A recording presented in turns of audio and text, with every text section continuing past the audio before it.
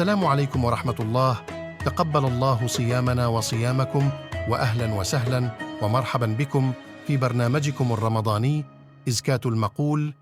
إعداد وتقديم سيد أحمد أحيمد.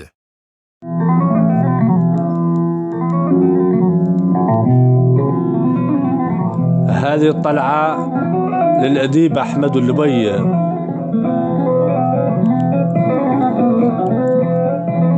قال مدحك مولانا في التنزيل اللي بيه نزل جبريل، وقبله في التوراة والإنجيل مدحك والزبور وفعصور ارسلوا لك مدحك من جيل الصحابة ياسر مشهور،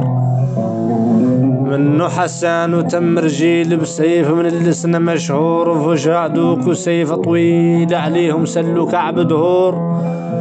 وياسر خاطيهم تمهيل فيه في البتوتة وفي البحور، ناذي والخور لين ذليل سكت العدو رجع مكسور،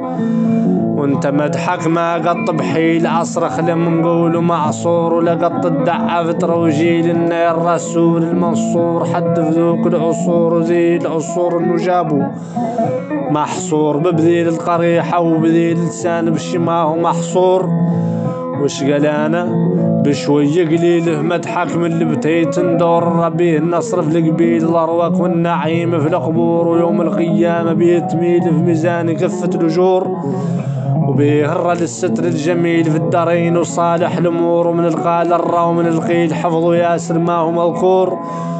وشي مدحهم ولانا في نزيل بتنزيل وجبريل بالصور المديح وصور التبجيل، وصفه بالرحيم وبالنور وفي التوراة والإنجيل قبيل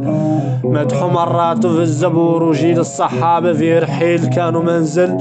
بالمدح دور، قادوا حسان وكعب بسيل المدح اللي ما هو زور،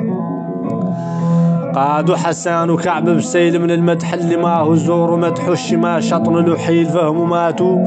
ناذي والقور مذكور، والشما في العد مذكور بشي زين ومنقور، ولا حصروه أخبارت لحد حصروا يسميه من الجنقور،